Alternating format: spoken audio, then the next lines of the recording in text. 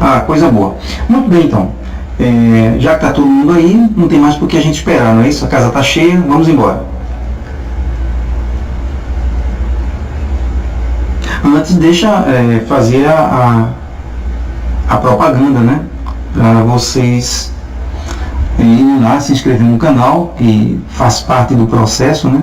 Até porque todo esse material que eu vou produzindo, ele vai depois ser editado e vai para o canal, então aproveita, já dá uma passadinha, se inscreve lá, porque aí quando forem saindo os vídeos, tanto de matemática discreta quanto de cálculo, vocês não vão perder nada, tá bom? Vou botar aí na tela o endereço, para quem ainda não sabe.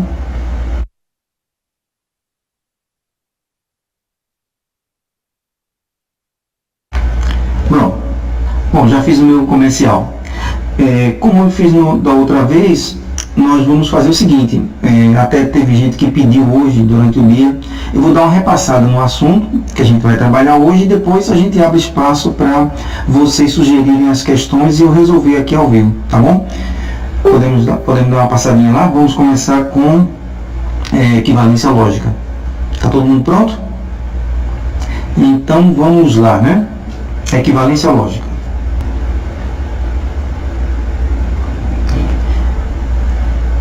Bom, esse é o primeiro tema da nossa live de hoje, tá certo? Eu vou dar uma passada rápida, como eu fiz da outra vez, só para relembrar os principais conceitos para a gente poder trabalhar os exercícios.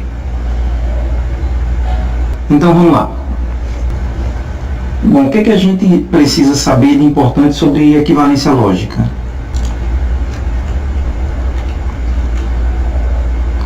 Duas coisas que a gente vai fazer aqui, o que é equivalência lógica e como que você utiliza esse conceito para resolver problemas de lógica.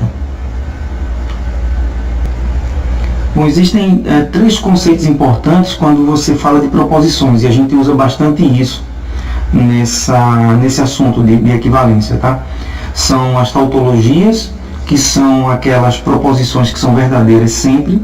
A gente sabe que algumas proposições, dependendo do valor das proposições simples, né, que você atribui, por exemplo, se P, então Q, isso pode ser verdadeiro ou falso, dependendo de P e dependendo de Q. Mas tem algumas proposições que, independente do valor lógico que você coloque, ela é sempre verdadeira. Essas são as tautologias. Existem aquelas que são sempre falsas, independente do valor que você atribua às proposições, o valor lógico, elas vão ser sempre falsas. E tem aquelas que ora são falsas e ora são verdadeiras. Essas são as contingências, ok? O que a gente chama de tautologia universal é aquela proposição que aparece sempre, é que aparece com mais frequência quando você fala tautologia. Nesse exemplo aqui, quando você diz P ou não P, você colocou as duas condições juntas. Quando a gente fala um ou, qual é a ideia que vem? É que vai acontecer uma ou outra. Mas só tem duas coisas que podem acontecer. Ou acontece P, nesse caso P é verdadeiro e não P seria falso, mas o ou vai dar verdadeiro, porque uma das duas é. Ou pode acontecer que P é falso, mas aí a negação é verdadeira e o ou vai ser verdadeiro. De todo jeito, P ou não P é verdadeiro. Ok? Tem também a contradição universal.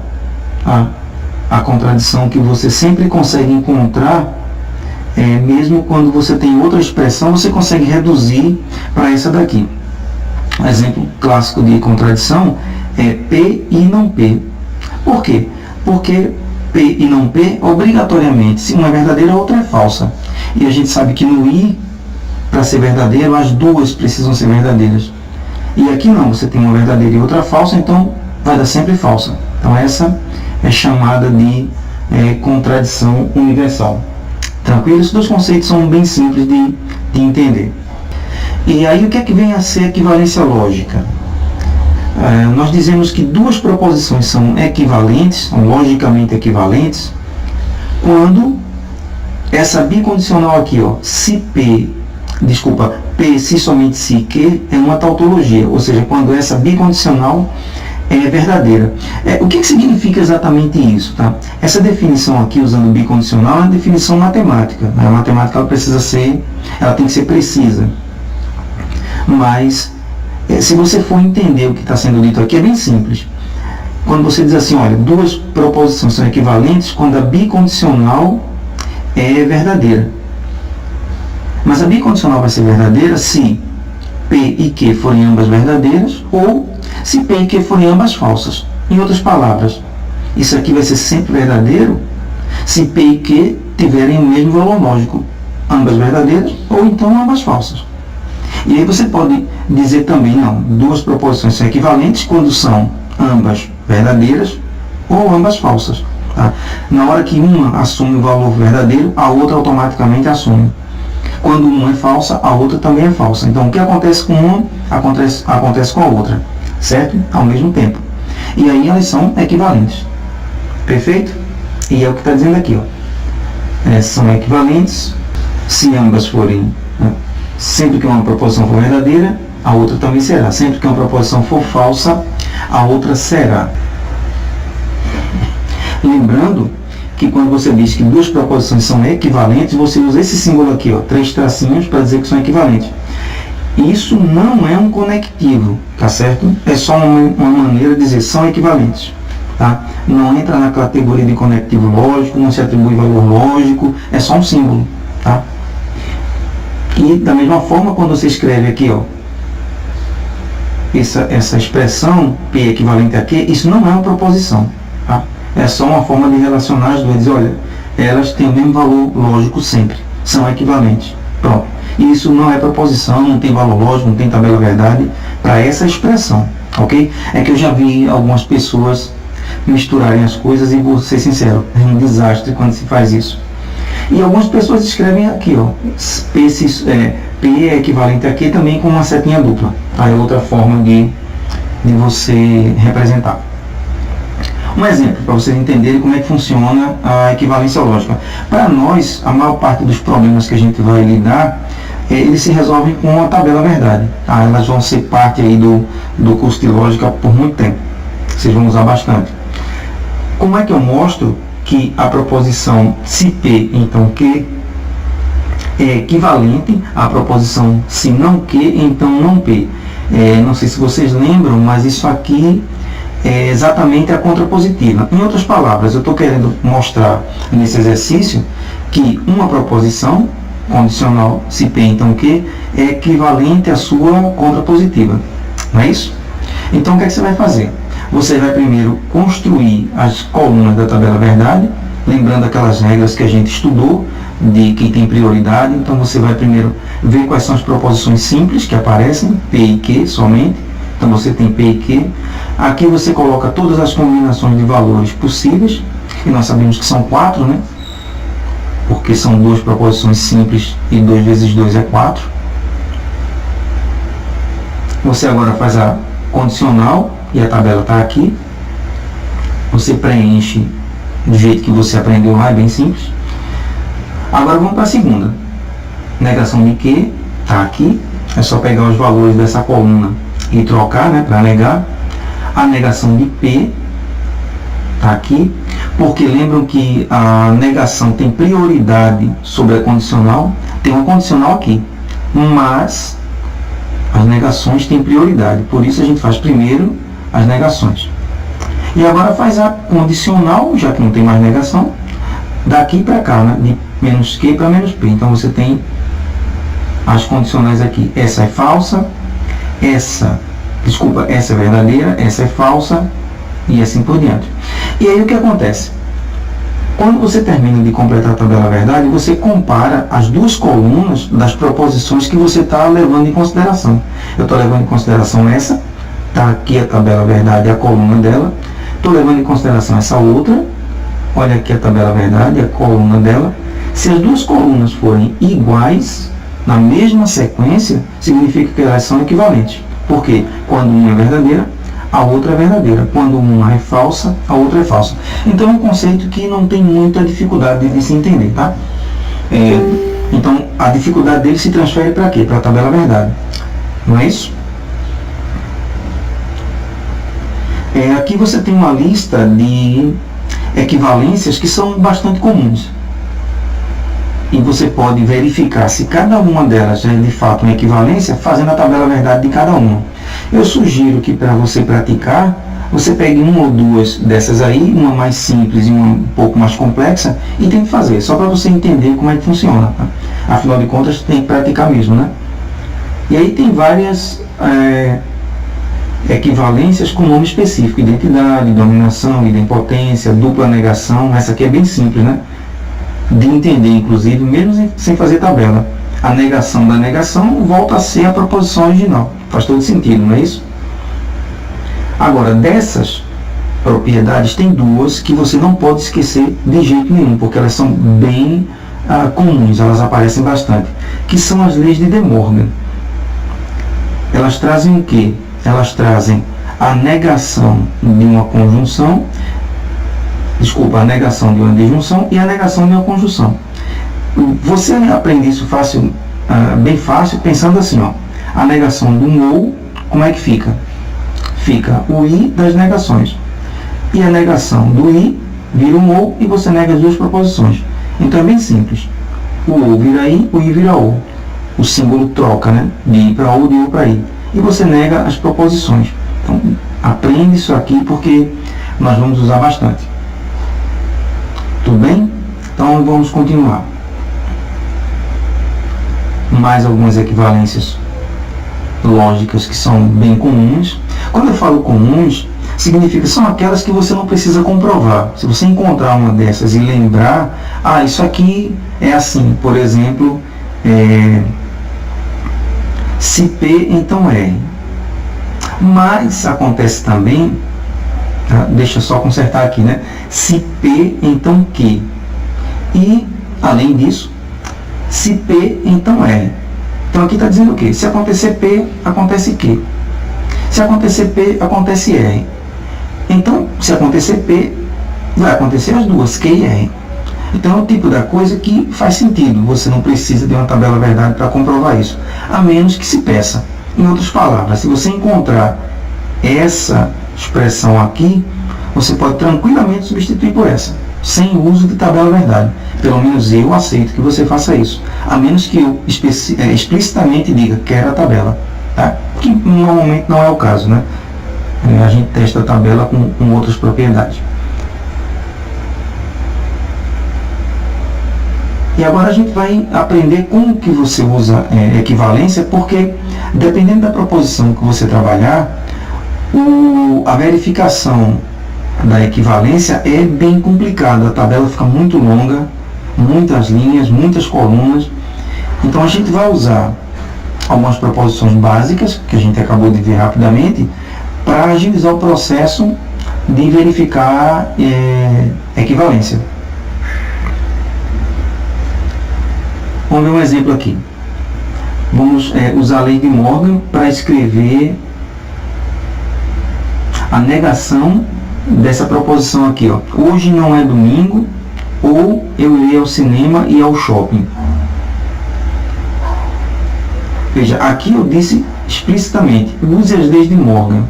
A gente viu que para você negar uma proposição, você não precisa usar nada especial. Basta você dizer, não é verdade que, e segue a proposição. Então você já nega usando isso. Perfeito? Mas aqui foi dito para você que precisa usar as leis de Morgan, ou seja, a gente quer uma coisa um pouquinho mais elaborada. Então o que é que você faz? Procura as proposições simples, ó. E um conselho que eu dou é sempre use na afirmativa. E na hora de negar, use o símbolo para isso, tá bom? Porque você não vai errar nunca, eu acredito. Hoje não é domingo, então você vai escrever hoje é domingo. É a proposição P. Irei ao cinema, proposição Q. Irei ao shopping, proposição R. Como que essa proposição pode ser escrita agora? Hoje não é domingo, ou eu irei ao cinema e ao shopping. Hoje não é domingo, ou irei ao cinema Q e R, irei ao shopping. Agora vem a negação. A negação disso tudo está aqui. O que é que diz a lei de De Morgan? Hoje tem participação especial do cachorro da vizinha, tá certo? Então, paciência aí, que de vez em quando ele gosta de se soltar à noite e fazer um barulhinho, mas eu acredito que isso não vai atrapalhar o trabalho aqui não. A negação de um ou, esse ou aqui vira i, e você nega as duas proposições. Nega não P, tá aqui, vira uma dupla negação, e nega essa outra, tá aqui. Só que agora você tem a negação de um i, vai ter que usar De Morgan de novo. Então, vamos lá. A negação da negação vira o P novamente, e novamente lei de De Morgan diz que a negação do i, esse i vira o, e você nega Q e R. Aqui, ó, tranquilo? Aí a forma final é essa, só que agora você precisa traduzir para português o que é isso. P, I, não Q ou R. Lembra que eu falei que quando você tem uma proposição muito grande, você coloca uma vírgula para separar uma da outra, quando tem um i? É isso que a gente vai fazer agora. Porque senão, se você colocar i e ou numa frase só, sem nenhum separador, você não vai saber quem é quem, né? Então você escreve, hoje é domingo, e além disso, só para reforçar que ali houve uma quebra, eu vou dizer outra coisa. Hoje é domingo e além disso, ali você vem para a segunda. Eu não irei ao cinema ou eu não irei ao shopping. Perfeito? Nesse exemplo, nós vamos usar equivalências conhecidas para construir equivalências novas. Como é que funciona? Através de uma sequência de equivalências lógicas, prove que essas duas proposições são equivalentes. Então, o que é que você tem que fazer? Você vai partir da primeira, está aqui, e vai usar uma série de equivalências lógicas. E no final você tem que chegar na segunda. E aí você prova que elas são equivalentes. É uma alternativa quando você não pode usar a tabela verdade, ou não quer, devido à complexidade. Tá bom? Vamos ver então. Essa proposição é a negação de uma disjunção. Então, para isso, aqui em vermelho, você tem leis de Morgan. Né? Leis de De Morgan. E aí fica o quê? A negação da primeira, esse ou vira i, e a negação da segunda. Só que a segunda é um novo parênteses, né? Novo parênteses com um i aqui dentro. Então, fica a negação de uma conjunção, que eu destaquei em azul. De novo, você usa De Morgan. E aí fica a negação da negação, está aqui, e esse i vira o. Agora olha para cá. Você tem uma dupla negação que eu destaquei aqui. Então nessa linha vamos resolver essa dupla negação. Então a negação da negação de P continua sendo o próprio P, não é isso?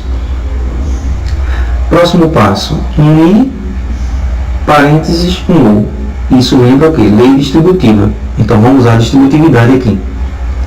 Negação de P, I, P, está aqui, ou negação de P, I, negação de Q. Agora eu destaquei em laranja essa proposição. Ela diz não P e P. A gente já viu no início dessa live que isso é uma contradição, não é isso? Um i de duas coisas opostas, que você pode substituir por F. E aí, F ou alguma coisa, a gente tem uma propriedade chamada identidade, que diz o quê? O F não determina o valor lógico da conjunção, não é isso? Porque é falso. Quem vai determinar o valor lógico é essa. Se for verdadeiro ou falso, quem vai dizer é essa segunda. E aí no final você descobre que esta proposição, através dessa sequência aí de raciocínio, chegou nessa. Elas são equivalentes, sem usar a tabela verdade. Ok? Bom, então vou falar rapidinho de predicados e quantificadores para que a gente possa depois fazer as questões que vocês tiverem dúvida. Então, vou estudar o conceito de predicado, o que significa isso, e depois quantificadores. Nem sempre você consegue expressar qualquer afirmação da lógica usando somente os conectivos, né, que a gente estudou, e aquelas operações lógicas simples.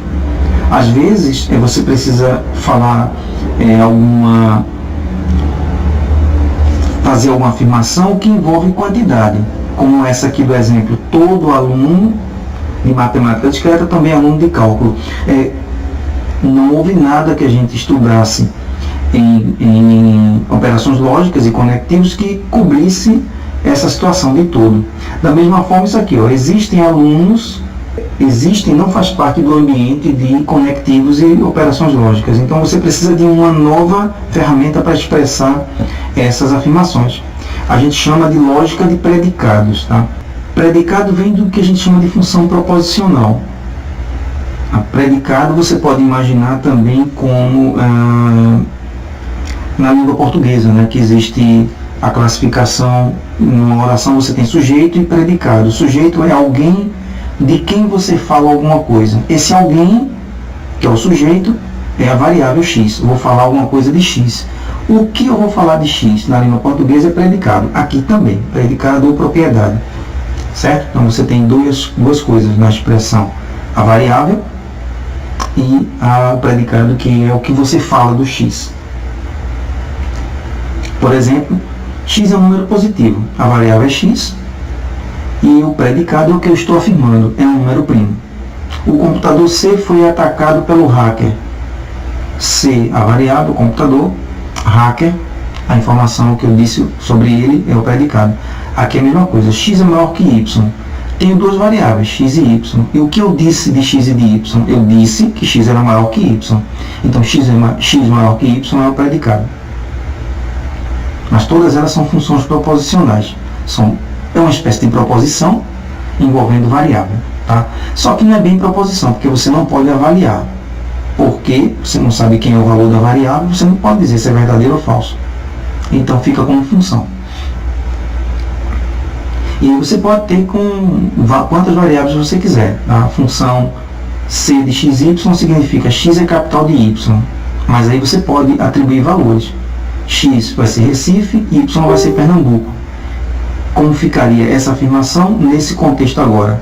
Recife é a capital de y, ou seja, de Pernambuco.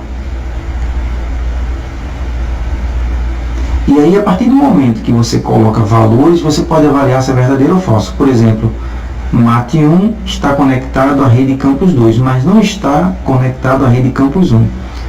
Eu chamei aqui de A função proposicional. O computador C está conectado à rede R. Aí você substitui. Computador Mate 1, rede Campus 2. O computador Mate 1 está conectado à rede Campus 2? Está. Aqui a frase diz que está, então é verdadeiro.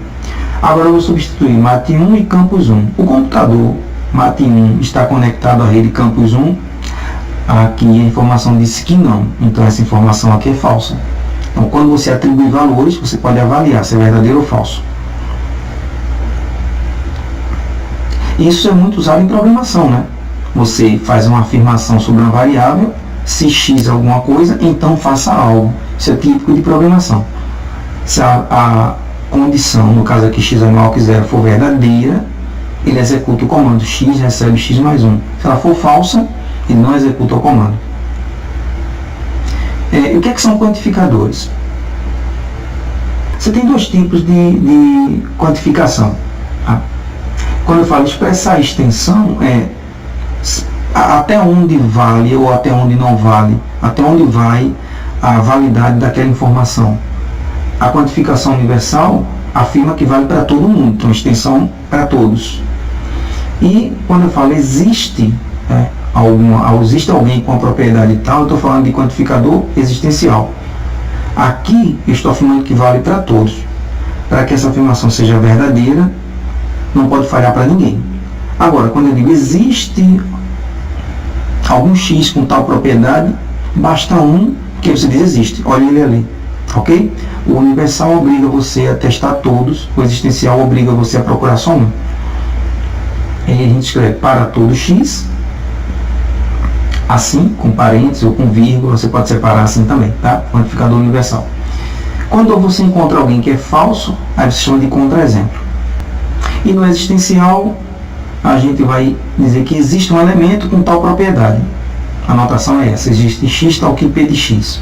Tá? Basta existir um. E a gente diz que esse é o quantificador existencial. Perfeito? Os quantificadores têm prioridade sobre todos os operadores da lógica. Então, se você encontrar quantificador, ele vem primeiro. Primeiro ele, depois o resto. Quando você escreve uma expressão com quantificador, a variável que está associada ao quantificador é chamada variável ligada. Aqui não tem quantificador, é variável livre. Exemplo aqui, ó, nessa expressão enorme, tem uma variável ligada, x, tem outra variável ligada, z, está associada a esse quantificador. Tá? E as variáveis que estão totalmente livres, não tem quantificador agindo sobre elas, são chamadas livres. Né? Perfeito? Muito bem. A negação de expressão com quantificadores. Como é que funciona? Como é que você nega a expressão que para todo x acontece p de x?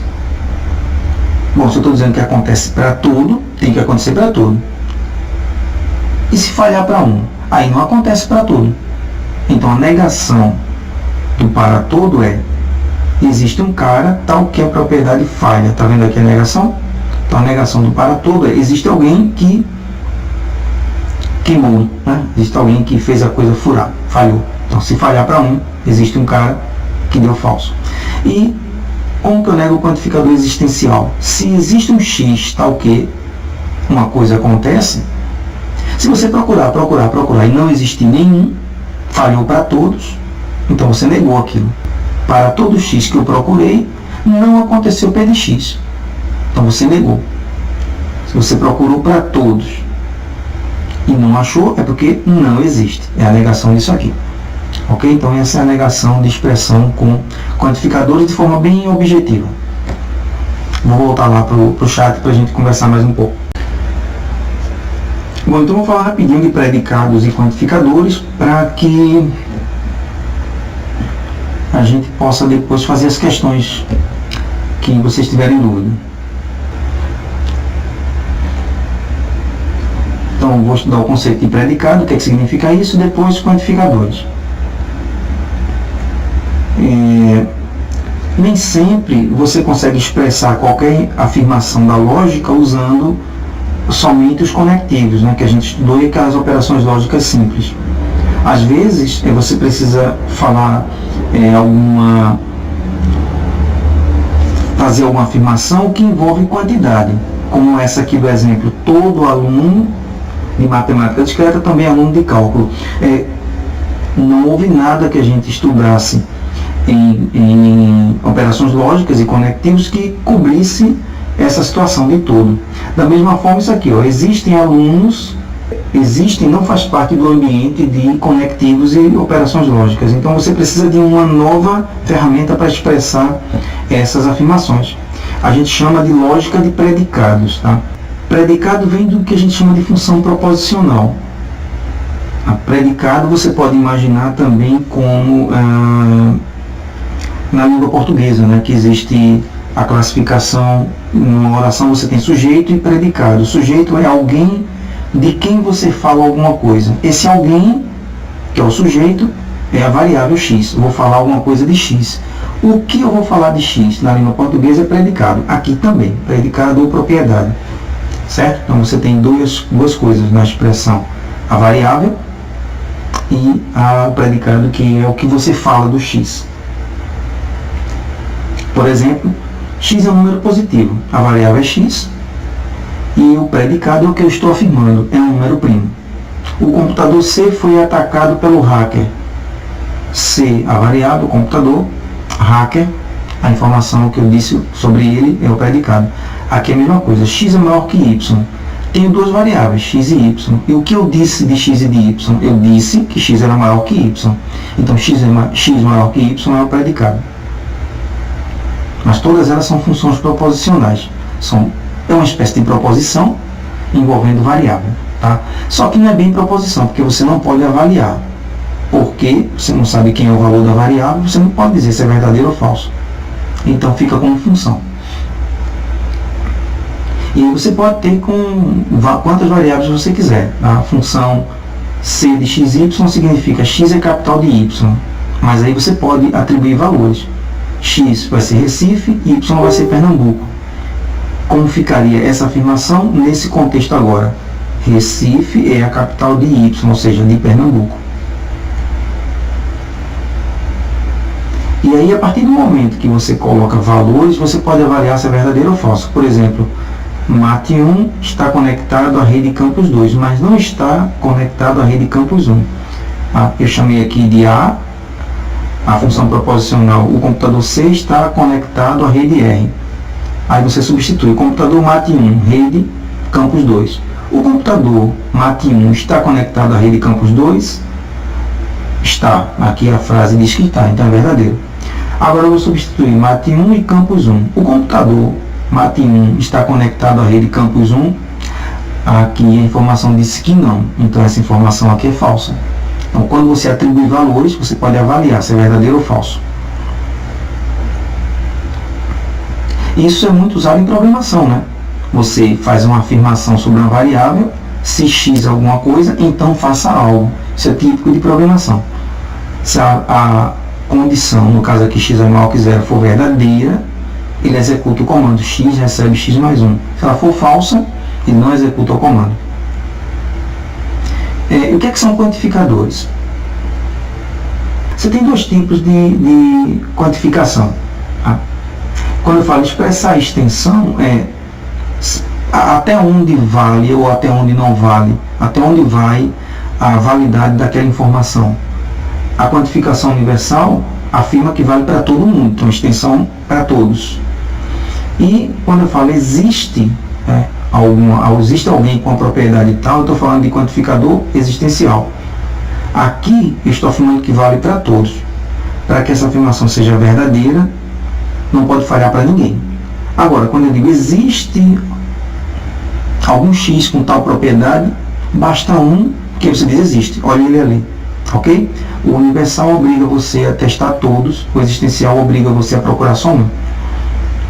E aí a gente escreve para todo x, assim, com parênteses ou com vírgula, você pode separar assim também, tá? Quantificador universal. Quando você encontra alguém que é falso, aí você chama de contra-exemplo. E no existencial, a gente vai dizer que existe um elemento com tal propriedade. A notação é essa, existe x tal que p de x. Tá? Basta existir um. E a gente diz que esse é o quantificador existencial. Perfeito? Os quantificadores têm prioridade sobre todos os operadores da lógica. Então, se você encontrar quantificador, ele vem primeiro. Primeiro ele, depois o resto. Quando você escreve uma expressão com quantificador, a variável que está associada ao quantificador é chamada variável ligada. Aqui não tem quantificador, é variável livre. Exemplo aqui, ó, nessa expressão enorme, tem uma variável ligada, x, tem outra variável ligada, z, está associada a esse quantificador. Tá? E as variáveis que estão totalmente livres, não tem quantificador agindo sobre elas, são chamadas livres. Né? Perfeito? Muito bem. A negação de expressão com quantificadores. Como é que funciona? Como é que você nega a expressão que para todo x acontece p de x? Bom, se eu estou dizendo que acontece para tudo, tem que acontecer para tudo. E se falhar para um? Aí não acontece para tudo. Então a negação do para todo é: existe um cara tal que a propriedade falha. Está vendo aqui a negação? Então a negação do para todo é: existe alguém que queimou, né? Existe alguém que fez a coisa furar, falhou. Então se falhar para um, existe um cara que deu falso.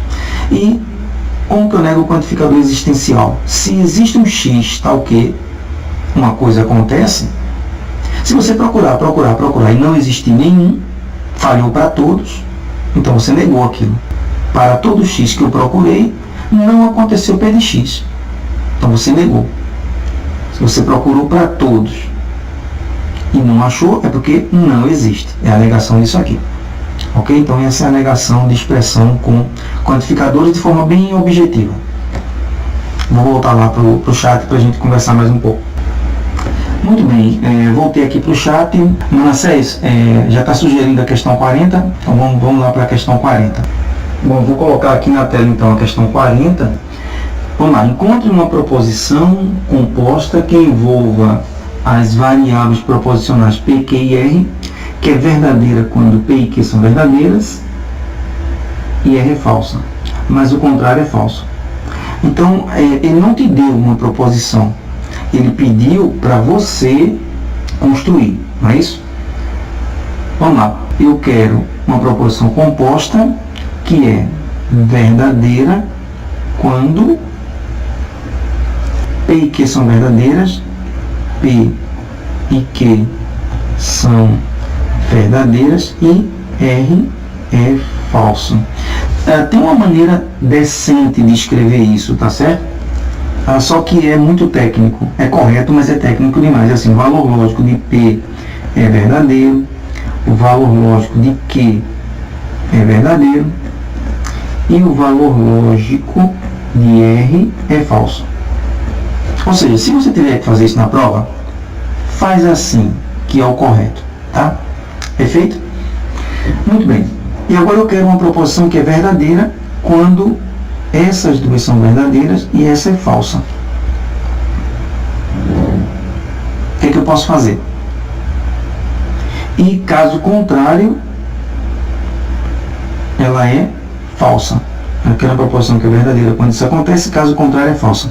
Aí você vai lembrar daquelas estruturas que a gente estudou, conjunção, disjunção. E qual é a proposição que é de um jeito se algo acontecer e nos outros casos é o contrário? Ou seja, vai ser verdadeira em um caso e falsa em todos os outros. Lembra muito a conjunção, não é isso? Lembra muito a conjunção, que é verdadeira em um caso. O caso é esse, que o problema pede. E ele diz que a proposição é falsa caso contrário. Ou seja, qualquer outra coisa que acontecer, fica falso. O que a gente pode fazer aqui? Para mudar e dar falso, mudar qualquer coisa. Eu faria assim, ó. Se eu quero que P e Q verdadeiros faça a coisa ficar verdadeira, eu vou fazer isso aqui, ó. P e Q. Isso vai dar verdadeiro quando as duas forem verdadeiras. Se você mudar qualquer coisa, fica falsa. Mas aí também precisa entrar o R. E eu faria o quê? Eu faria o seguinte, já que o R é falso, e eu quero que nessa situação aqui, a proposição que eu estou construindo seja verdadeira, então eu vou forçar o R a ficar verdadeiro. Pronto. Agora eu forcei o R a ficar verdadeiro. Agora as três são verdadeiras. E aí essa proposição ela é verdadeira. Se você mudar qualquer coisa, fica falso ou aqui, ou aqui, ou aqui. E aí se um for falso, se um mudar, o if, a conjunção, fica falso. Então essa é uma boa candidata a ser a solução do problema que a gente está procurando. Perfeito? Vamos lá aos comentários. Vou deixar só mais um instante para vocês assimilarem aí a expressão e a gente vai para os comentários. E aí, Léo, entendeu? Quem entendeu, fica quieto. Quem não entendeu, comenta, que é para eu poder tirar as dúvidas, caso tenha ficado alguma. Tá tranquilo? Ah, claro que sim, Manassés. Vamos lá. O que é que o problema pede? Ele pede uma proposição composta que envolva as variáveis P, Q e R e que é verdadeira quando, tá? A proposição que você vai inventar, vai construir, ela é verdadeira quando P e Q são verdadeiras, está dito ali, e R é falsa. Então ela é verdadeira nessa situação. Então você tem que construir uma coisa que seja verdadeira nessa situação. E ele diz que além disso, o contrário é falso. Ou seja, o contrário é, se você mexer em qualquer coisa, aqui ela passa a ser falsa. Então tem uma estrutura que ela é muito rígida com relação à mudança, que é o quê? A conjunção, não é isso? É o I. O que eu quero dizer com muito rígido com relação a mudanças? Se você colocar os dois verdadeiros, ou três, ou quantos forem, ela fica verdadeira. Mas se você fizer uma única mudança, a conjunção passa a ser falsa, não é isso? Então você vai amarrar uma estrutura a essas condições aqui. O que é que eu fiz? eu coloquei, já que P e Q são verdadeiros, eu coloquei P e Q, porque vai continuar verdadeiro. E como R é falso, eu inverti o valor dele. Agora ele ficou verdadeiro. Não é isso? Ele disse que R é falso e inverti. Agora os três são verdadeiros. Eu forcei o R a ficar verdadeiro. E quando os três são verdadeiros, a conjunção é verdadeira. E se você mudar o valor de qualquer uma delas, se você mudar qualquer coisa, ela passa a ser falsa. Se mudar esse, fica falso, já que ele é verdadeiro. Aí você ferra o I. Mesma coisa para o Q. E se você mudar o R, ele fica verdadeiro, a negação fica falsa. E aí dá falso também. Ou seja, se você quer uma coisa que funciona em um caso, e qualquer mudança para de funcionar, quer dizer, é verdadeiro em um caso, e qualquer mudança ele passa a ser falso, eu sugiro que você use a conjunção. Ela é o modo mais simples de você fazer isso. Não sei se consegui tirar a tua dúvida. Diz aí, por favor. Melhorou? Beleza, valeu. Qual seria a próxima aí que vocês gostariam que a gente discutisse aqui?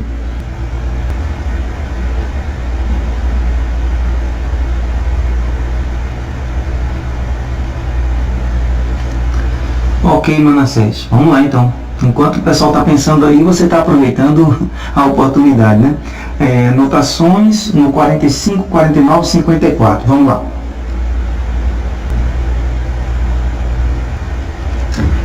Olha só, eu acredito que eu não coloquei essas questões para vocês estudarem, né? Eu acredito que eu não coloquei, porque é um conceito que a gente não abordou aqui, que é o conceito de grupo de operadores lógicos funcionalmente completos. Tá?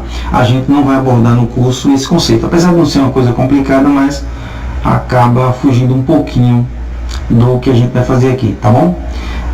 Essa do 45, tá?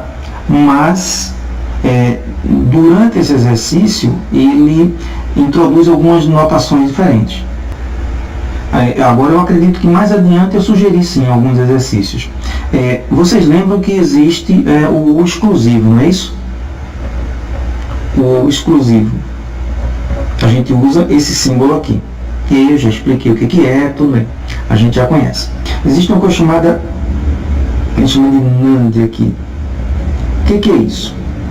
É o not end, ou seja, eu quero não ir. Do mesmo jeito que aqui eu não queria, tá, os dois verdadeiros, não queria uma espécie de ou, aqui eu não vou querer o i. Not end. Ou seja, o que é isso? Eu não quero que aconteça os dois ao mesmo tempo. O i significa, para um i ser verdadeiro, não é isso? Para um i ser verdadeiro, os dois têm que ser verdadeiros. Aí eu não quero isso. Não quero que os dois sejam verdadeiros.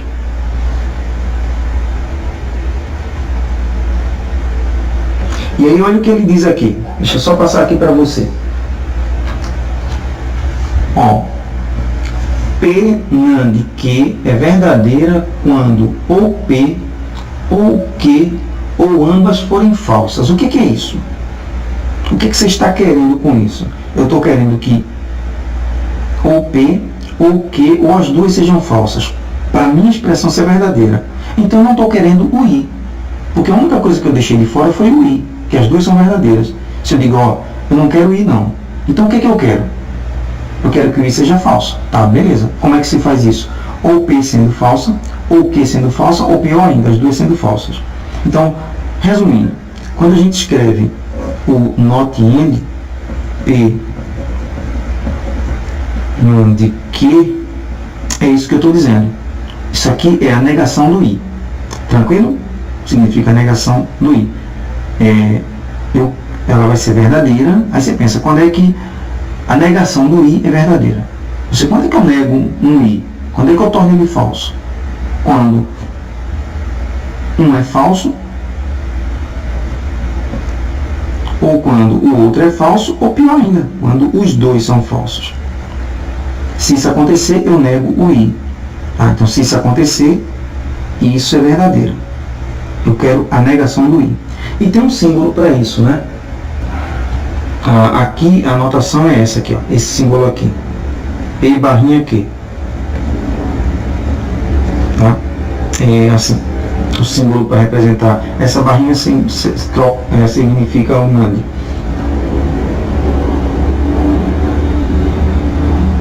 Da mesma forma tem o NOR, é o NOT OR. Do mesmo jeito que eu não queria um AND, eu não queria um I, agora eu não quero um OR.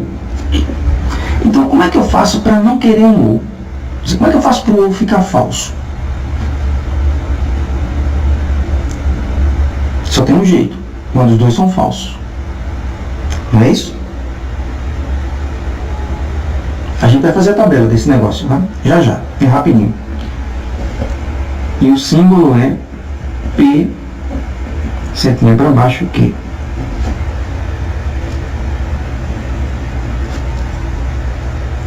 Vamos lá então fazer a tabela das duas. Para ficar mais claro, tá? NAND. P, AND, Q. Não tem nenhum mistério não. É bem simples. Mais fácil do que fazer essa tabela aqui que eu estou fazendo. P, Q e o NAND. Verdadeiro, verdadeiro, verdadeiro, falso, falso, verdadeiro, falso, falso. Lembrando que eu quero a negação do i. Quando é que o i é verdadeiro? Aqui, nesse primeiro caso. Certo? Nos outros ele é falso. Mas eu quero uma proposição que nega isso. Então quer dizer que se ela nega isso, aqui quando o i é verdadeiro, o não i, o not ing, o ing, é falso. E quando o i é falso, a minha proposição simplesmente faz isso. Um probleminha para você fazer, tá certo? É verificar essa equivalência aqui, ó. Isso aqui é equivalente a isso. Então, o que eu estou falando é, isso aqui é exatamente a negação do i. Perfeito? Pronto, agora ficou melhor para ver. Tudo bem? Isso aqui mande a negação do i. Da mesma forma, o que é isso? É a negação do ou. Esse aqui é a mesma coisa que a negação do ou. Então vamos ver como é que funciona. Vou fazer uma tabela mais decente aqui.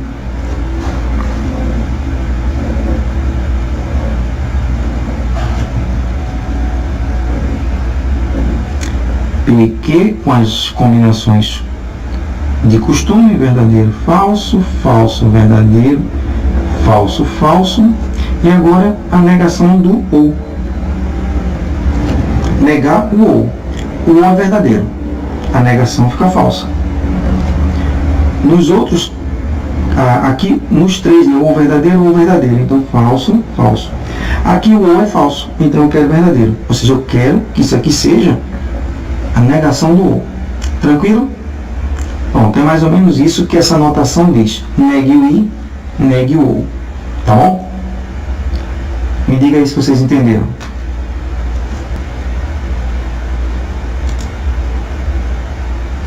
Beleza. Então, sem perda de tempo, vamos para a próxima. O que é que vocês sugerem agora? Vamos lá então. Eu vou ajustar aqui questões 11 e 12 para a gente continuar. A questão 11, ela pede para você mostrar que cada uma das proposições do exercício 9 é uma tautologia, mas sem usar a tabela verdade.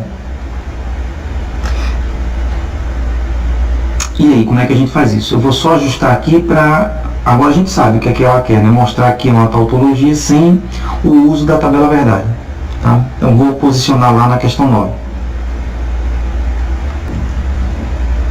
Bom, e agora, o que é que nós podemos fazer?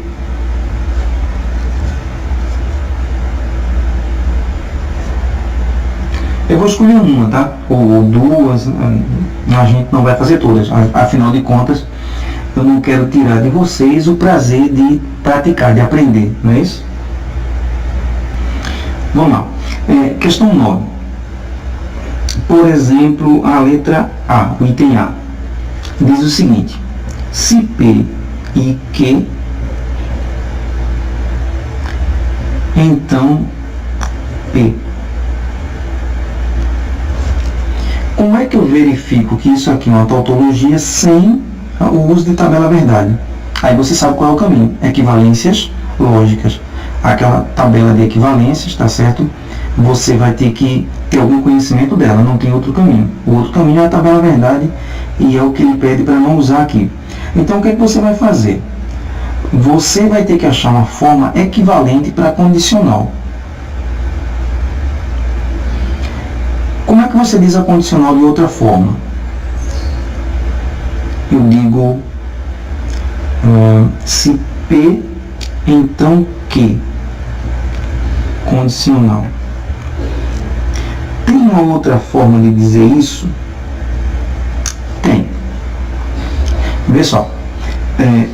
Aqui eu estou dizendo o seguinte: se acontecer P, então vai acontecer Q. Não é isso? Mas eu poderia dizer assim também, ó.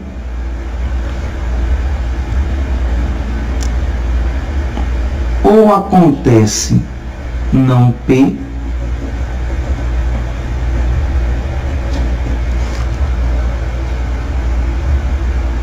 ou acontece P, não é isso? O P, a gente sabe que isso aqui é uma tautologia. Acontece uma ou a outra. Vou até escrever aqui: acontece uma ou a outra. Por quê? Porque a gente sabe que isso aqui é uma tautologia. Um dos dois vai ser verdadeiro sempre. Muito bem. E se acontecer não P, não acontece nada, porque eu não falei. Eu falei aqui somente, se P, então Q. E se acontecer não P? Não sei, ninguém me disse. Mas, se acontecer P, aí você sabe que o Q acontece. Então, P leva diretamente a Q. O que eu estou dizendo aqui? Ou P não acontece, e aí nada acontece, ou então acontece o P e, por consequência, você chega em Q. Claro, você tem que fazer a tabela verdade para verificar esta equivalência aqui, tá? Essas aqui são equivalentes. Então, é mais uma que você precisa aprender, ou decorar, ou... faz a tabela, e aí você vai ver que se P, então Q, é equivalente a isso aqui. Tem lá na tabelinha, você dá uma olhada. Eu tentei só justificar. Significa que a condicional pode ser substituída por isso. Tá? É uma equivalência. E aí vamos ver como é que funciona aqui, ó. Eu tenho que a condicional pode ser substituída pela negação da primeira ou a segunda. Negação da primeira ou a segunda. É equivalente. Então, negação da primeira ou é equivalente, né? Estou substituindo negação da primeira ou a segunda. A segunda é P. Ó, a segunda aqui é P. Muito bem. E aí você usa as leis de De Morgan para desmanchar isso aqui. Como é que fica? A negação de um I vira um O aqui, nega o P, nega o Q, e não esqueça que ainda tem esse P aqui. Agora você junta as coisas. Aqui você tem um O dos três. Esses dois bonitinhos aqui juntos. O que acontece com eles? Negação de P, ou P, bota os dois juntos, ou negação de Q. A gente já viu que isto aqui é uma tautologia. Então isso aqui é verdadeiro sempre. Eu vou colocar um V diferente para não confundir com esse ou, tá? Vou colocar um V assim. Ou não Q. Não é isso? Agora, o que acontece quando você faz o ou de uma coisa que é sempre verdadeira com qualquer outra que seja? Vai dar sempre verdadeiro. Por quê? Porque esse lado já é verdadeiro. Moral da história, eu mostrei que isso aqui é equivalente a uma coisa que sempre é verdadeira. Em outras palavras, é uma tautologia.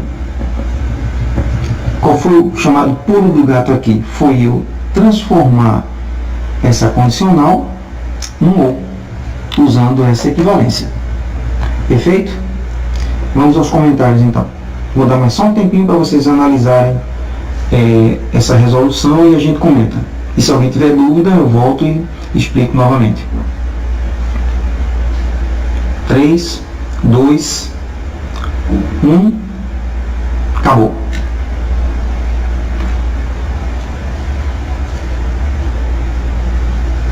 E aí, Gabriela, foi tranquilo essa questão 11?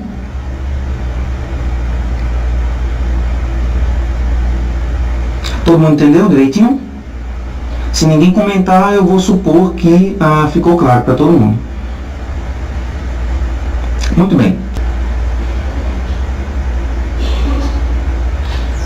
Gabriela, na maioria dos casos, é todo caso de equivalência com condicional, tá bom? Você usa P, não P ou Q.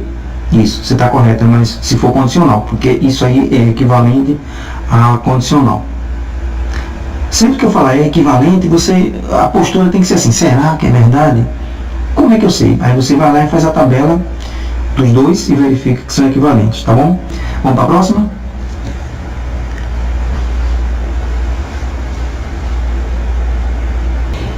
Oi, Viviane, nem tinha visto você aí, boa noite, tudo tranquilo? Bloco 2, questão 20, letra E, vamos lá.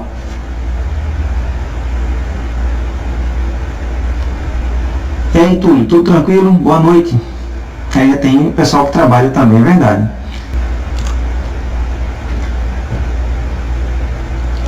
Pronto, legal, tá aí. Suponha que o domínio da função proposicional P de x, é uma função que depende de x, seja menos 5, menos 3, menos 1, 1, 3 e 5. Ou seja, é uma função que vai receber esses valores. Onde o x, né, vai assumir esses valores. Perfeito? Por exemplo, é uma afirmação que envolve x, mas x tem que ser um desses valores. Por exemplo, a afirmação pode ser x é ímpar. E aí, mas aí você só vai usar esses valores. Menos 1 é ímpar, menos 5 é ímpar, 3 é ímpar, 5 é ímpar. Tranquilo? Essa é a ideia. P de x é uma afirmação que tem a variável x. X é um número ímpar. E você tem que dizer quais são os x que eu vou usar. O problema diz que são esses aí. É essa a ideia geral. O que é que você tem que fazer agora? Eliminar os quantificadores. Né? Expressar as expressões aí. Expressar as expressões ficou legal, né? Expressar essas afirmações com quantificadores usando só negação, disjunção e conjunção. Nada de existe, nada de quantificadores. Vamos lá então. Essa é uma questão do bloco 2 de exercícios, não é isso?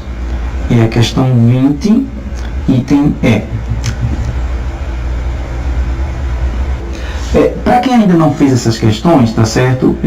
Eu vou fazer só A para você entender o espírito da coisa. O que significa dizer? Existe x tal que P de x.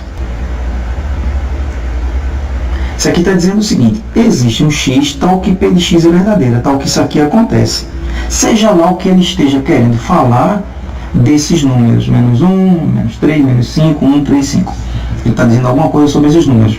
Ele não informou o que era para a gente, mas alguma coisa está sendo dita. E aqui significa que existe algum x tal que essa coisa que ele falou é verdade. Quando ele diz existe um x tal que algo acontece, ele não especificou quem era o x. Ele só disse que tem algum que faz aquilo acontecer, aquilo ser verdadeiro. Como é que você expressa isso? Eu estou dizendo que existe um x tal que aquela propriedade aconteceu. Então, quando você escreve P de x, você está dizendo a propriedade P é verdadeira para o número x. Existe um x, mas eu não sei quem é, então só tem um jeito. Então, P de menos 5, ou seja, foi verdadeira, ou P de menos 3, ou P de menos 1, ou P de 1, ou P de 3, ou P de 5. É assim que a coisa funciona. Você substituiu essa afirmação. Existe algum tal que isso aqui é verdadeiro? Qual deles? Não sei. Mas é um deles. Ou é um, ou é o outro, ou é o outro. E aqui é o que você está dizendo. Ou é verdadeiro para esse, ou para esse, ou para esse, ou para algum deles. Esse é o espírito desse problema, tá? É a ideia geral por trás desse tipo de problema. Agora vamos para a parte divertida, né? Que é o problema proposto aí pra gente. Item E. Vamos ver se sai, né? Existe um X tal que a negação do P de X e para todo X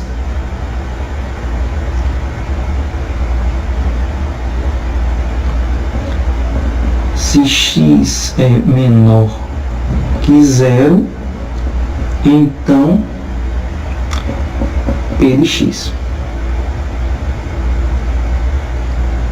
Eu tenho duas proposições simples aqui, ó. Uma e aqui a outra.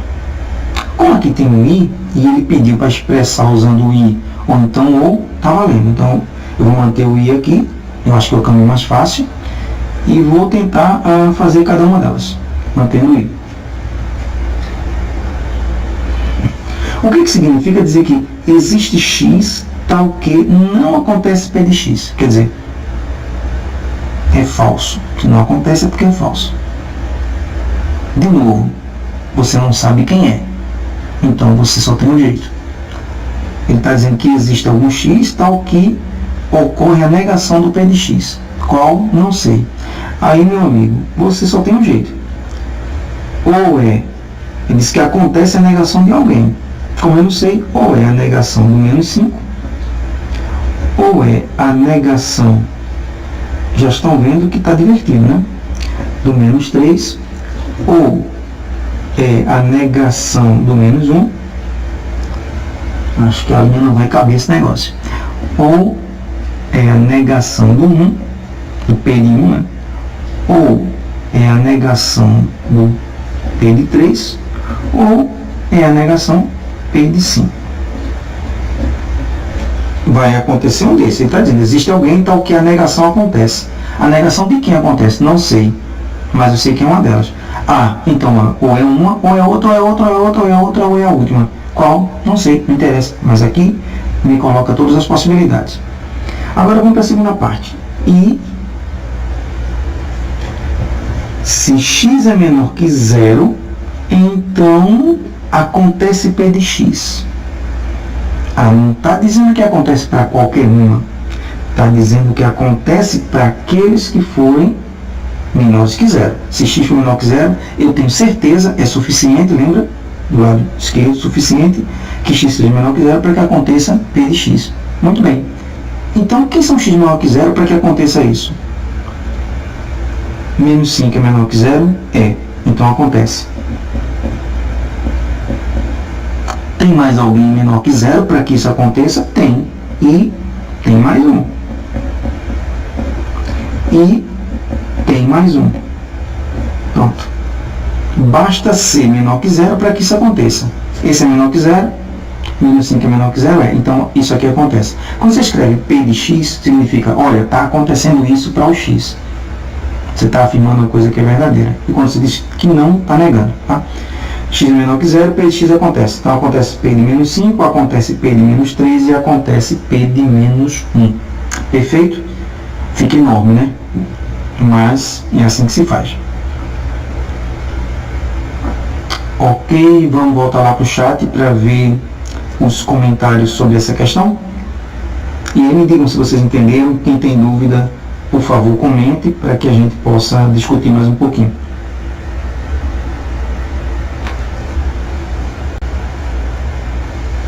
Todo mundo entendeu? Alguém não entendeu? Legal essa questão, né, Viviane? Bem bacana, né? Porque como alunos de sistema de informação, vocês vão... o tempo todo está lidando com coisa que é verdadeira, então o programa faz isso, coisa que é falsa, então o programa faz aquilo. Se essas duas são verdadeiras, são falsas, então você vai estar lidando com esse tipo de informação o tempo todo, né? Então, quanto mais familiarizado você tiver com essas expressões simbólicas, mais fácil para você trabalhar, tá bom? Legal, Túlio, beleza. Qual seria a próxima, então? Obrigado, Léo. Você não sabe o quanto é importante esse tipo de comentário, porque tem sido um esforço grande, principalmente para quem está no começo, né? De lidar com câmera, com slide, com botar tudo isso organizadinho na tela e para trazer essa informação toda para vocês e ao mesmo tempo ficar concentrado no conteúdo, que é o mais importante, né? Então, assim, é muita coisa ao mesmo tempo para lidar, mas o importante é ver que está sendo bom para vocês, que essa é a ideia. Tá bom? Valeu, obrigado aí pelo teu comentário. Túlio, eu acho bacana quando a pessoa começa a brincar com as palavras, com as frases, tal, como você fez aí, aí você vê que você está começando a entender mesmo os conceitos, né? Quando você entende bem o conceito, você se dá o luxo de brincar com ele, de sair da formalidade. Então, estou vendo a evolução aí, parabéns. Não, Léo, eu acho que a ideia é que todo mundo pudesse fazer isso, né? Que todo mundo pudesse se doar um pouquinho, porque faz parte da nossa profissão de professor e, assim, nosso trabalho não é cobrar somente o aluno aprendeu, não aprendeu e dar uma nota. Eu acho que não é isso. Eu acho que o compromisso deveria ser muito maior de parar, de explicar, de tirar dúvida, tá certo? Porque o que a gente vê é só cobrança, não é isso? É o padrão.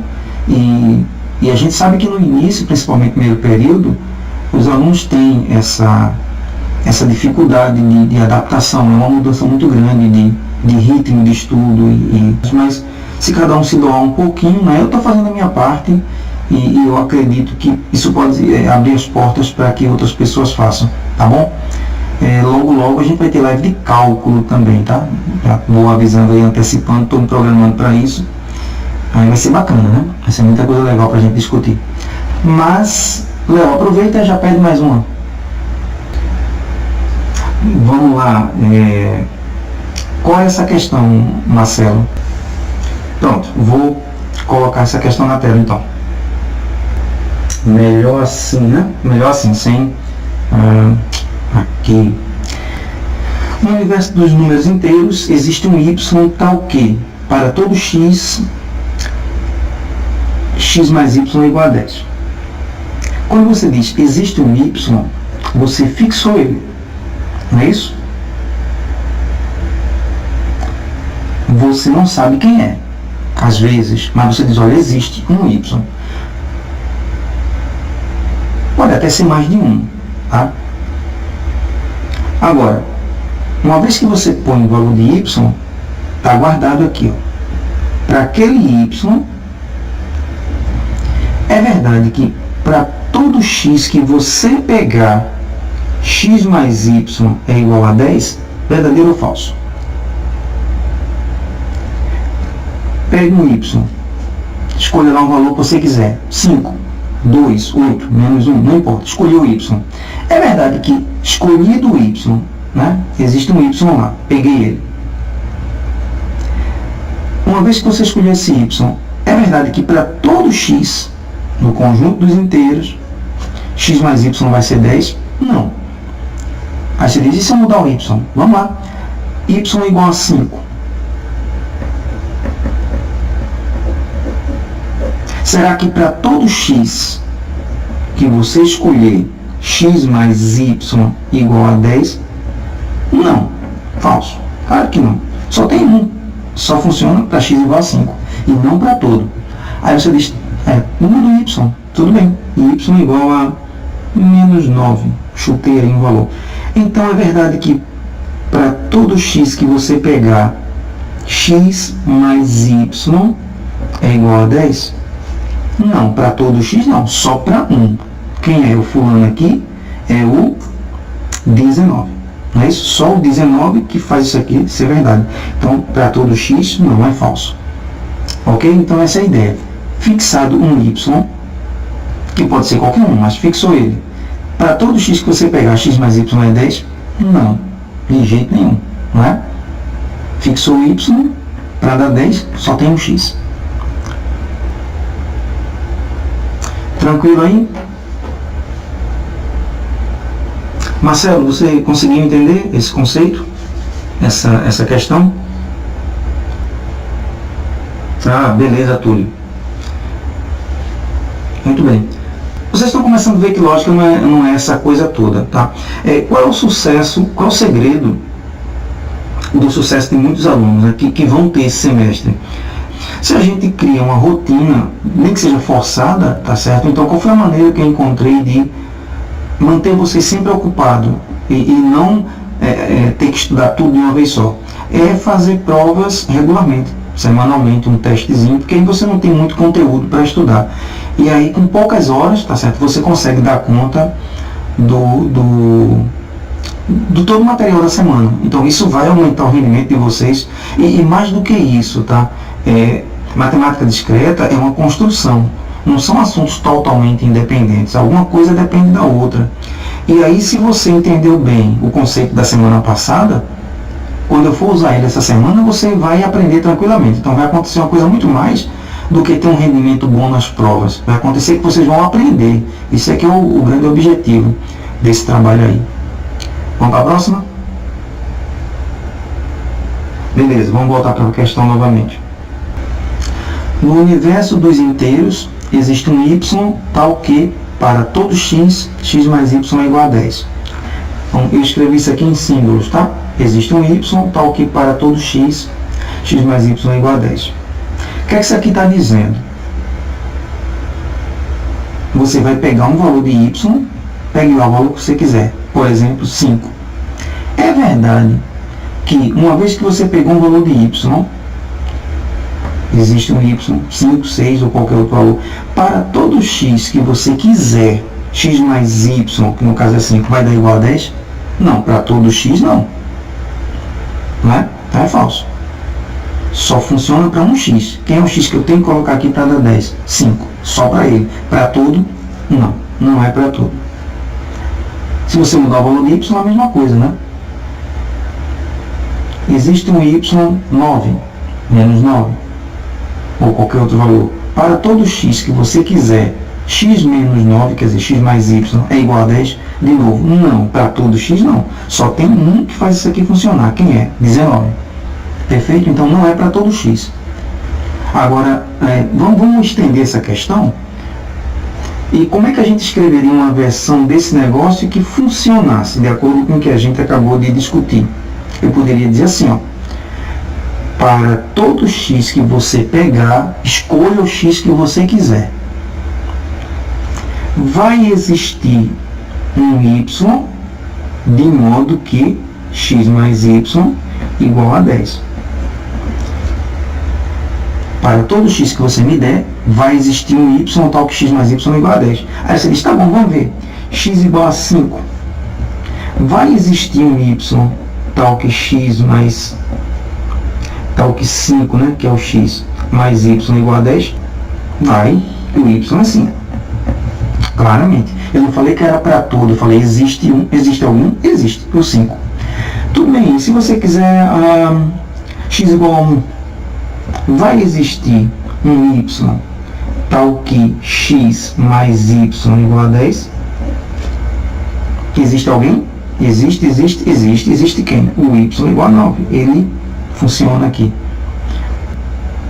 O existe te manda procurar um. Se vier um, você está satisfeito. Aqui é muito forte. Aqui você quer que x mais 5 seja 10 para todo x. Aí que é muito, né? Não tem como. Cada valor vai dar um resultado diferente. Uma conclusão óbvia dessas duas questões é que a ordem dos quantificadores não é comutativa. Você vê que aqui existe y para todo x. Troquei, para todo x existe y. Perfeito? Então, você não pode comutar a ordem dos quantificadores, senão a questão muda completamente. Tá? Então, Aqui é verdadeiro. Perfeito? Melhorou? E aí, Léo, você conseguiu entender agora? Comparando com essa outra? Olha, tem mais gente chegando, coisa boa. Beleza, Léo. Vamos lá, bloco 2, questão 14. Bom, na questão 14,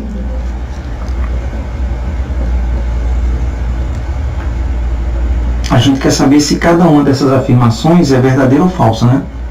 Determina o valor verdade delas. Nesse caso, as variáveis são números reais. Como você não especificou, eu vou começar pelo item A. Dá até para fazer todos, essa questão é bem tranquila. Tranquila não significa fácil, tá? O que é que isso aqui está dizendo, esse primeiro item, o item A? Existe algum x de modo que x a terceira seja igual a menos 1? Quando eu falo que existe um x, se você encontrar um 1, basta. Aí você diz, verdadeiro, sim. Quem é? Está aqui. Se x for menos 1, x a terceira vai dar 1. Essa é a maneira de você dizer que é verdadeiro. Olha, está aqui. É verdadeiro por quê? Está aqui um exemplo. Perfeito? No item B, existe x tal que x elevado à quarta menor que x ao quadrado? Agora complica um pouquinho, né? Você está trabalhando com números reais. Foi o que ele falou ali, né? O que pode acontecer com números maiores que 1 com relação à potência? Quando o número é maior que 1, quanto maior a potência, maior o número, né? Se x for maior que 1, só aqui uma observação. Se x for maior que 1, o que vai acontecer? Potências maiores que dá números cada vez maiores, ou seja, x à quarta seria maior do que x ao quadrado, que seria maior que x, e o x à quinta seria maior que x à quarta, o x à décima maior ainda e assim por diante. Agora, se você está trabalhando com números menores do que 1, a coisa se inverte. Por exemplo, 1/2. Quanto maior a potência de um número menor que 1, quanto maior o expoente, menor ele fica. 1/2 elevado ao quadrado é 1/4, que é metade de 1/2, é menos. 1/2 elevado à terceira, expoente maior, piorou a situação dele, agora virou 1/8, e assim por diante. Então, se o número é menor que 1, quanto maior a potência, menor o número. Não é isso? Vai elevando a potências maiores e vai ficando cada vez pequenininho, menor ainda. A pergunta agora é, existe um x de modo que x à quarta é menor que x ao quadrado? Existe. Onde é que eu vou achar ele? Números menores que 1. Então, é verdadeiro? É. Me diga 1. Aí você pode dizer x igual a 1/2. Você pode pegar x igual a 2/3, x igual a 8/90, não importa. O que importa é que seja menor do que 1. Tranquilo? Isso é uma das propriedades das funções x elevado a n, das potências. Potência maior, número maior. Para fulanos maiores que 1. Para fulanos menores que 1, a coisa se inverte. Item C. Vamos ver se a gente faz aqui. Item C. Para todo x, menos x ao quadrado igual a x ao quadrado. E aí, o que é que vocês me dizem? O que é que isso aqui está dizendo? Quer dizer que todo x que eu pegar, se eu elevar menos x ao quadrado, vai dar igual a x ao quadrado? Será? Você tem que verificar isso, né? Menos x ao quadrado é igual a quem? É menos x vezes menos x. E tem aquela famosa regrinha de sinais, né? Que sinais iguais dá mais. Então vai ficar mais, que eu não preciso colocar, x ao quadrado. Olha só que coisa bacana. É verdade. Menos x ao quadrado é igual a x ao quadrado. Como eu não botei valores, como aqui eu precisava de um valor para saber se existia alguém. Aqui a propriedade foi válida e eu não especifiquei o x. Então quer dizer que funciona para qualquer um. Perfeito. Não é isso? Isso aqui acontece para qualquer número, inclusive o zero. Então é verdadeiro se é para todo x. No item D, para todo x, 2x é maior do que x? E agora? Sim ou não? Para todo. Se falhar para 1, já era. Aí você faz alguns testes. 2 vezes 1 é maior do que 1, que é 2x, x dá x igual a 1. É verdade. 2 vezes 5 é maior que 5, né? Usando agora x igual a 5. Aqui é 10, verdade. Mas ele falou números reais. E se você pegar um número negativo, o que será que acontece? Vamos pegar x igual a menos 1. Já basta para matar. Quer ver? 2 vezes menos 1 é maior que menos 1. Só substituir x por menos 1. Aqui você teria menos 2 maior que menos 1. Opa, peraí, falso. Menos 2 é maior que menos 1 não. Isso aqui então é falso. O legal de para todo é que se falhar para 1 é falso. Acabou, não precisa mais testar nada. Ok? Me digam aí nos comentários o que é que vocês, se vocês entenderam a resolução dessa questão aqui. Vamos voltar para lá. E aí, Manassés, ficou claro? Tá tranquilo? Eu vou aceitar isso como um sim, tá bom? A menos que você faça alguma pergunta aí. Beleza. E essas questões são muito bacanas, muito porque ela usa lógica do dia a dia, como eu gosto de chamar, né? Só você observar as coisas que acontecem na matemática com os números e você deduz rapidinho. E aí, tem mais alguma questão? Ou vocês estão cansados e querem partir para o descanso de vocês? Se alguém tiver mais alguma, a gente faz. Bloco 2, questão 5. Então vamos lá, Gabriela. O que é que diz a questão 5?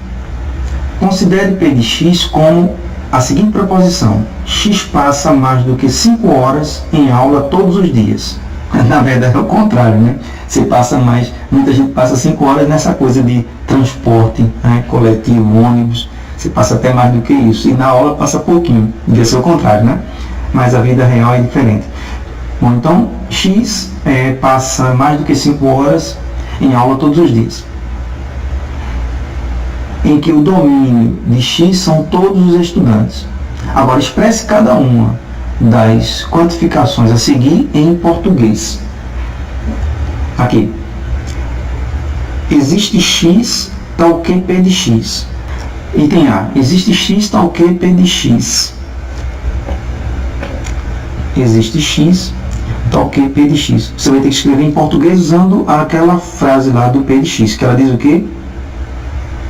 Que o aluno X passa mais que 5 horas em aula, não é isso? Então você vai escrever: existe um aluno. Lembra que quando eu digo que existe um, pode existir mais, tá? Na lógica ela só quer saber, tem algum? Tem. Bota aí, existe um cara que tem tal propriedade. Se tiver mais, melhor, mas basta um. Certo? Então existe um aluno, não significa que é só um, pode ter mais. Que, em português você não vai tratar o que, né? Que passa mais de 5 horas na sala de aula. Sala de aula. É só você escrever em português, claro, de uma maneira coerente. Tá bom? De uma maneira coerente. Vamos ver algum aqui que vale a pena a gente destacar. O que seria o item B? Para todo x, P de x. Todos os alunos, veja que em matemática seria todo aluno para todo, mas agora a gente vai escrever em português, então tem que ficar gramaticalmente correto, pelo menos isso, né? Todos os alunos passam mais de 5 horas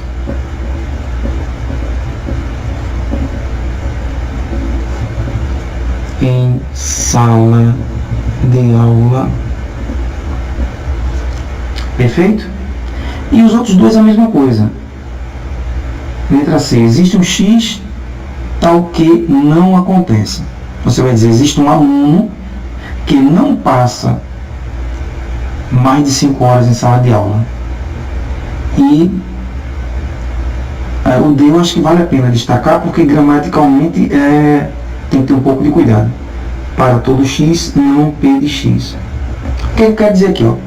Todo aluno que você procurar, ele não passa mais que 5 horas em sala de aula. Você pode dizer, todo aluno não passa mais de 5 horas em sala de aula.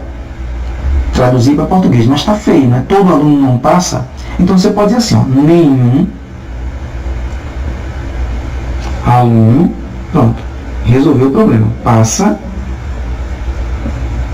mais de 5 horas em sala de aula. Perfeito? Lembrando, de novo, existe para todo X, não P de X. Ou seja, como é que você entenderia isso? Para todo aluno, o aluno não passa 5 horas em sala de aula. Agora imagina, todo aluno não passa 5 horas em sala de aula. Isso é, digamos assim, é uma forma meio incorreta de se expressar, não é isso? Na língua portuguesa fica deselegante. Todo aluno não passa 5 horas em sala de aula. Aí o que você diz? Nenhum aluno, já que ninguém passa mesmo, é o que o problema está dizendo, nenhum aluno passa mais que 5 horas em sala de aula. É isso aí, tranquilo? E aí, Gabriela, ficou claro? Deu para acompanhar direitinho? Beleza. A gente já está praticamente chegando no final, né? E como vocês viram, não é que o teste seja fácil ou difícil, vocês estão se preparando, entendeu? O diferencial é vocês estão se preparando. Então, se você está se preparando, você vai tranquilo e não importa as questões que venham, vocês vão conseguir ter um bom desempenho. Tá bom? Pessoal, obrigado aí pela participação, tá certo? Novamente, parabéns pela atitude de estar se preparando, de estar estudando. Um abraço para todo mundo, um ótimo final de semana que está chegando aí. Até logo. Tchau.